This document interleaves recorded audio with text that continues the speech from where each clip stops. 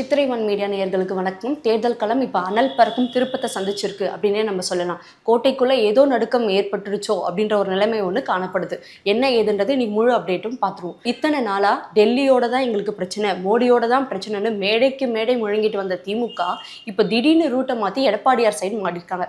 இதுக்கு காரணம் வேற ஒன்றும் இல்லை, எடப்பாடியார் கால் எடுத்து வைக்கிற எல்லா இடத்துலையும் அந்த அலை அலையாக காணப்படுற பிரம்மாண்டமான மக்கள் கூட்டம் தான் இதுக்கு காரணம்.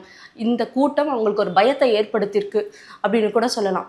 அதே மாதிரி இபிஎஸ் அவர்களை மோடியோட முரட்டு பக்தர் அப்படின்ட்டு தொடர்ந்து ஸ்டாலின் அவர்களும் சரி, உதயநிதி ஸ்டாலின் அவர்களும் சரி தொடர்ந்து விமர்சனம் பண்ணிட்டு வந்த டைம்ல இப்போ அப்படியே மாற்றி எடப்பாடியாரை நேரடியாகவே தாக்க ஆரம்பிச்சிட்டாங்க அப்படின்னு கூட நம்ம சொல்லலாம். ஏறுமுகம் கன்ற இப்போ இபிஎஸ் அவரோட இந்த வளர்ச்சி அறிவாலயத்துக்குள்ளேயே பார்த்தீங்கன்னா ஒரு மண்ணை கவ்ற அளவுக்கு ஒரு பயத்தை ஏற்படுத்தியிருக்கு அப்படின்னு சொல்லலாம். இந்த அளவுக்கு ஒரு விமர்சனம் ஒரு உச்சிக்கு போகுது அப்படின்னா அதுக்கு ஒரே காரணம் என்னன்னா, அந்த அதிமுக எடப்பாடியார் வெற்றியை காண போறாரு அப்படின்ற ஒரு காரணமாக தான் இருக்கும். ஸோ இந்த மக்கள் அவர் மேலே வச்சிருக்க இந்த நம்பிக்கை, இந்த 2026 தேர்தலில் ஒரு எழுச்சி, அவர் இந்த கோட்டையை கைப்பற்றுவாரா அப்படின்றது உங்கள் தாட்ஸ் என்னன்னு மறக்காமல் கமெண்ட் பண்ணிடுங்க.